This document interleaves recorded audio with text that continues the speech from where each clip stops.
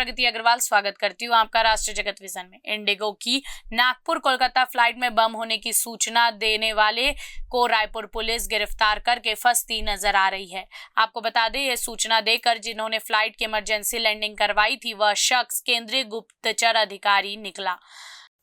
Indigo की Nagpur Kolkata flight में बम होने की सूचना देने वाले को गिरफ्तार कर रायपुर पुलिस फंसती नजर आ रही है। यह सूचना देकर फ्लाइट की इमरजेंसी लैंडिंग कराने वाला शख्स केंद्रीय गुप्तचर अधिकारी निकला। अपना आई कार्ड दिखाने के बाद भी रायपुर पुलिस ने उसकी बिना तहकीकात किए गिरफ्तार कर रिमांड पर जेल भेज दिया। यह इमरजेंसी लैंडिंग 14 नवंबर को सुबह 9 बजे कराई गई थी। उस फ्लाइट से अनिमेश मंडल नागपुर से कोलकाता जा रहे थे, जो सेंट्रल IB में डिप्टी इन्वेस्टिगेशन ऑफिसर नागपुर में पदस्थ है।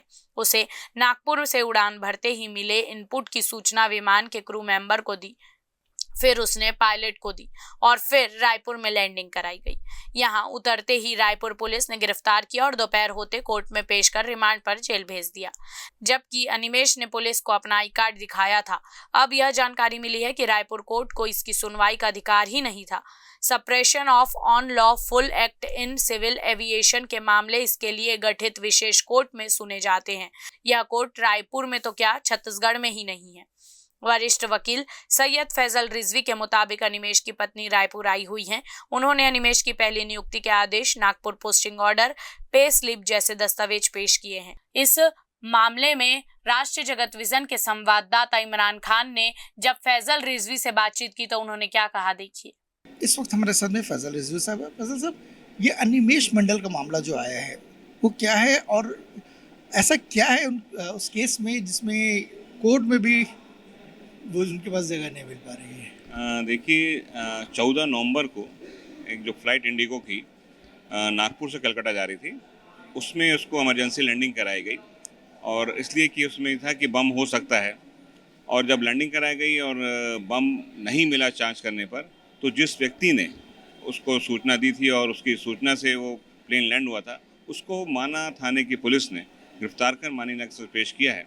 जब वो उसको पेश करने के बाद उसमें जो धाराएं लगाई गई थी, suppression of against unlawful activities of civil aviation act की धारा 3(1)D, जो आजन्म कारावास से दंडनीय है, उसमें उसको गिरफ्तार करके पेश किया गया था। वहाँ पर जब उसने वकील हम लोगों से उसने मुलाकात की हमारे कलीग से, तो बताया कि वो IB का अधिकारी है और उसने ये बात पुलिस को बताई। उसके बाद भी उसको गिरफ्तार किया गया है। और उसके बाद जो एक नई जो दुविधा ये आई है कि वो जो धाराएं हैं, जो एक्ट है, उसमें सुनने का अधिकार एक स्पेशल कोर्ट को है, जो उसी एक्ट की धारा 5B में ये बताया गया है। तो वो अभी कोर्ट रायपुर छत्तीसगढ़ में कहीं है नहीं, तो उसकी कभी सुनवाई हो नहीं पा रही है और बस ये एक दुविधा है। और जब खुद का ये एक IB है, उसका जो फ़र्ज़ है कि वो जो भी उसका किसी तरह की सूचना मिले जिससे देश की या आम जनता की सुरक्षा में ख़तरा है, तो उसकी वो जानकारी उसको अपने अधिकारियों को या जो भी पुलिस को देता है वो।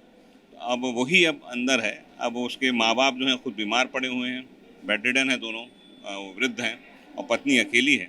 अब देखना पड़ेगा कि ये कब तक इससे सुनवाई होगी, कब वो कोर्ट बनेगा, फिर वो सुनवाई होगी। ये अगर ये कोर्ट बनता है अगर छत्तीसगढ़ में, तो लगभग कितने दिन लग जाएंगे लगता है? अब वो जो प्रक्रिया है कि उसमें जो एक्ट में दिया गया है कि माननीय प्रदेश के चीफ जस्टिस महोदय से उनके रिकमेंडेशन पर वो कोर्ट बनेगा, फिर नोटिफिकेशन होगा।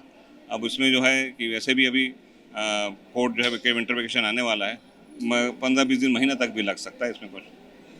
ये थे फैजल साहब। फैजल साहब का कहना है कि अगर ये स्पेशल कोर्ट बनता है तो कम से कम महीने भर लग सकते हैं, यानी तब तक कि ये पूरा केस पेंडिंग रहेगा और कहीं ना कहीं जो जिनको अपराधी बनाया गया है वो एक इंटेलिजेंस थे। तो अब देखना है कि अब क्या होता है। कैमरामैन रुपेश के साथ मैं इमरान खान। फिलहाल इस खबर पर इतना ही। अपडेटेड रहने के लिए देखते रहिए राष्ट्रीय जगत विजन न्यूज। चैनल को लाइक करें, सब्सक्राइब करें, शेयर करें। नोटिफिकेशन के लिए बेल आइकन दबाना ना भूलें। नमस्कार।